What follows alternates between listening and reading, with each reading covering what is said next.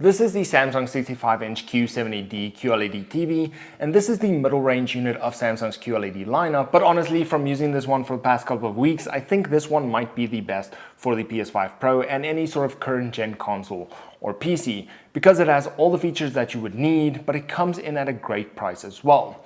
So let's take a look at it. So this model is the Q70D, and it comes equipped with all of the awesome specs that you would need, like 4K HDR, 120Hz refresh rate with VRR, plus a game menu that helps you to optimize all of your games, but to also see if you are running all of your games in 60 or 120 frames per second. This year around with the 2024 model, you do have a brighter overall display, which will come in handy in brighter rooms, but it also has a better contrast ratio, meaning that you do get those darker blacks in darker areas of the display, getting you closer to that perfect OLED contrast. Now, jumping into the design, I have always loved the QLED models from Samsung. You have this really thin design, which I am a massive fan of. Plus you have the thin bezels on the side with minimal branding, which for me honestly look better compared to those thicker borders and having the massive logo of the TV somewhere at the bottom. At the back, you have two USB-A ports, with one being 5 volt and 0.5 amps, and the other being 5 volt and 1 amp, an optical port,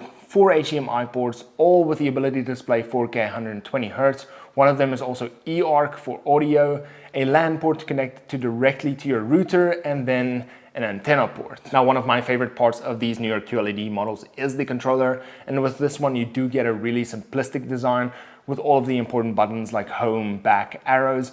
But then you also have 4 buttons to directly take you to Netflix, Disney+, Prime, or even web browsing. You even have a built-in microphone to use Bixby, or even just to use it to search on YouTube.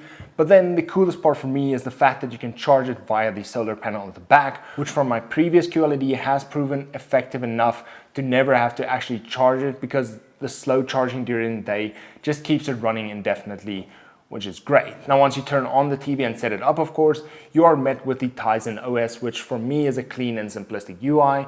It works really well, everything is easy to find, plus it has a lot of capabilities, but that is not what you are here for. We are here for gaming. So the overall picture quality is amazing. From the first time I turned it on, I was blown away, and if you have never owned a QLED TV, they are amazing. Now, over the last couple of weeks, I have played a ton of different games, and I've used it to watch movies and series, and everything that I've done, it has really performed really well. It is, of course, not 100% perfect like you would get on an OLED on contrast, for example, but when watching content with darker areas, you do get minimal, if any, blooming, and the only thing I could really pick up is some slight graying on the edges, which makes sense as this is an edge-lit panel. Now, I have to say that the dual LED does help with the contrast and black levels on this TV, and for me it looks good enough for most people, and for the price it really does look amazing. Now, the glossy display is both great and probably one of the worst nightmares that you can have on a TV. This year though, the reflections does seem to be better on this unit, but it does tend to reflect easily. So if you, for example, have the TV next to a window or with a door behind you, it can create some problems for you, but the glossy screen does make the image look better, so it does have some positives and some negatives here. When it comes to gaming, this is really where the TV becomes worth it. For me, at least, the price to performance of this specific model is great, as you do get a lot of the features that you would need for gaming, like 120Hz, VRR, HDR, and more, but you do get it at a relatively good price compared to OLED models, for example, or even the top of the range QLED models from Samsung. You can also see that with this model, that gaming was one of the main priorities, with all of the HDMI ports being capable of outputting 4K at 120Hz. But then you also have the game bar at the bottom, which allows you to see different settings on the fly, like your input lag, resolution, frame rate, as well as whether or not you're in HDR and if VRR is active. But it does more than that. You can select your game genre you're playing to give you more suitable color style for that. You can add a virtual aim point, which just places your aim marker on the screen at all times if needed, plus a whole lot more. But then it also has this minimap zoom feature that zooms your minimap on the screen depending on where you say it is, just to have a bigger view of the minimap if it is too small for your liking, or just to add it to a different screen if you wanted to have it closer to you as well. Now, like with anything else you do on this TV, games look absolutely amazing on this. The colors look great, the images are sharp, plus with VRR and 120Hz support, games feel extremely smooth on a PS5 console, which is exactly what you would want. Once again, in games, the dual LED does provide you with a lot better contrast and deeper blacks compared to other QLED models, but it still isn't quite on the same level as OLED though. I think without a direct comparison, a lot of people might not even notice the difference unless they really start looking, or unless they're really used to OLED models and they can easily spot the difference. Now, since owning it, I have played a bunch of different games, and I have even replayed some of my old favorites,